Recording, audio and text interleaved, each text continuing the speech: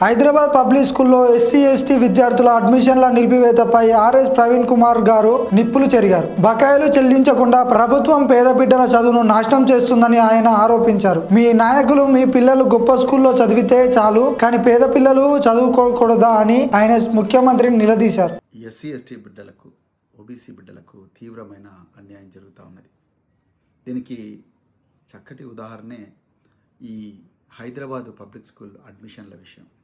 ప్రతి సంవత్సరం కూడా ప్రభుత్వం హైదరాబాద్ పబ్లిక్ స్కూల్లో దాదాపుగా 60 నుంచి 100 దాకా ఎస్సీ ఎస్టీ బిడ్డలను 1వ తరగతిలో జాయిన్ చేపిస్తుంది. దాని ఫీజు అంతా కూడా హైదరాబాద్ పబ్లిక్ స్కూల్ యాజమాన్యానికి తెలంగాణ ప్రభుత్వమే కడుతుంది. మరి ఎందుకో ఈ సంవత్సరం ప్రభుత్వం ఇప్పటికే అడ్మిషన్ నోటిఫికేషన్ ఇవ్వాల్సింది, కానీ 1వ తరగతికి ఇంతవరకు నోటిఫికేషన్ ఇవ్వలేదు. మరి ఈ విషయం సంక్షేమ శాఖ అధికారులను కానీ అడిగితే వాళ్ళన్నారు మాకు ప్రభుత్వం నుంచి క్లియరెన్స్ రాలేదు. ప్రభుత్వం అంటే ఎవరు? తెలంగాణ ముఖ్యమంత్రి మీరే కదా, విద్యాశాఖ మీ దగ్గర ఉంది కదా. సో విద్యాశాఖ అధికారులను అడుగుతానేమో మాకు బడ్జెట్ లేదంటున్నారు. సో విద్యాశాఖ సంక్షేమ శాఖల మధ్యలో ఇది ఫుట్బాల్ ఆటలాగా నడుస్తూ ఉన్నది. మీరు కేవలం చోద్యం చూస్తున్నారు ముఖ్యమంత్రి గారు. హైదరాబాద్ పబ్లిక్ స్కూల్ యాజమాన్యం మాకు 30 కోట్ల బకాయిలు ఉన్నాయి, 30 కోట్ల బకాయిలు వచ్చేదాకా మేము ఒక్క పిల్లగాన్ని కూడా తీసుకోమంటున్నారు. వచ్చే విద్యా సంవత్సరానికి ఇవ్వాల్సిన పుస్తకాలు కూడా విద్యార్థులకు ఇవ్వడం లేదు.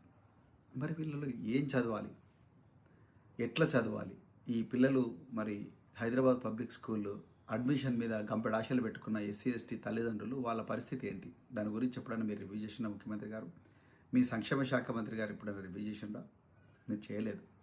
మీరు ఎంతసేపు ఈ గాంధీ విగ్రహం అని చెప్పేసి, లేకపోతే గాంధీ సరోవర్ అని చెప్పేసి పేదల ఇల్లు కూల్చడానికే మీరు ప్రాధాన్యత ఇస్తున్నారు. మరి ఉప ముఖ్యమంత్రి మల్లు బట్టి విక్రమార్క గారు, మీరు డాక్టర్ బిఆర్ అంబేద్కర్ గారి దార్శనికత వల్లనే మీరు ఆ స్థానంలో ఉన్నారు. మరి మీరు అదేవిధంగా మీ ఖమ్మం జిల్లా మంత్రులు మీరు వెలుగుమట్లలో పేదల ఇల్లు గులగొట్టడానికే శ్రద్ధ ఇస్తున్నారు తప్ప ఈ హైదరాబాద్ పబ్లిక్ స్కూల్ వాళ్ళకి ఇవ్వాల్సిన బకాయిలు ఎందుకు ఇవ్వడం లేదు? ఆర్థిక శాఖ మీ దగ్గర ఉంది కదా, 30 కోట్లు ఇవ్వలేరా మల్లు బట్టి విక్రమార్క గారు? మీరు క్యాంప్ ఆఫీసు ఖమ్మంలో 4 కోట్లతో కట్టుకున్నారు. 30 కోట్ల రూపాయలు ఈ పేద ప్రజల కోసం ఇవ్వలేరా? ఇస్తే వాళ్ళందరూ వాళ్ళ పిల్లల్ని చదివించుకుంటారు కదా. అంటే మీరు దామోదర్ రాజ నరసింహ గారు, లేకపోతే అద్దంకి దయాకర్ గారు, ఇంకా మిగతా సీనియర్ నాయకుల పిల్లలేమో హైదరాబాద్ పబ్లిక్ స్కూల్లో చదవచ్చు. మీ పిల్లలు ఇంకా మీ మంత్రుల పిల్లలు, ముఖ్యమంత్రి పిల్లలు ఓక్ రిడ్జ్, ఇంకా మెరిడియను, ఇంకా రకరకాల జూబ్లీహిల్స్ పబ్లిక్ స్కూల్, రకరకాల ఆధిపత్య వర్గాలు చదివే పబ్లిక్ స్కూల్స్లో వాళ్ళు చదువుకోవచ్చు. కానీ పేద వర్గాలకు చెందిన పిల్లలు మాత్రం బర్రెలు గొర్రెలు కాయాలి, వాళ్ళు ఎప్పుడు కూడా నిరంతరం ఆందోళన బతకాలి, వాళ్ళు మొద్దు శుద్ధులు కావాలని చెప్పేసి మీరు ప్రణాళిక వేస్తున్నారా? మీరు కుట్రలు పన్నుతున్నారా? ఈరోజు తెలంగాణ ప్రజలకు చెప్పాల్సిన అవసరం ఉన్నది. ఇది కాకుండా మీరు ఏమంటున్నారు, ఎక్కడ తెలంగాణ పబ్లిక్ స్కూల్కి, ఎట్లా హైదరాబాద్ పబ్లిక్ స్కూల్కి విద్యార్థులు పంపించాల్సి వస్తుందని చెప్పేసి ఇప్పుడు మీరు తెలంగాణ పబ్లిక్ స్కూల్ అని చెప్పేసి 6 రూట్లలో మేము ఒక ఎక్స్పెరిమెంట్ చేసినామని చెప్పేసి ఆకునూరు మురళి గారు విద్యాశాఖ కమిషన్లో రిపోర్ట్ రాసిండు. అదే రిపోర్ట్ పెట్టుకొని మేము తెలంగాణ అంతా కూడా 6 రూట్లలాగా మేము తయారు చేస్తామని చెప్పేసి దాని మీద ఏమాత్రం కూడా పరిశీలన ఏం చేయకుండా, పర్యవేక్షణ చేయకుండా డైరెక్ట్గా మీరు తెలంగాణ ప్రజలందరినీ కూడా తెలంగాణ పబ్లిక్ స్కూల్ అని కొత్త మోడల్ తీసుకొచ్చిండ్రు.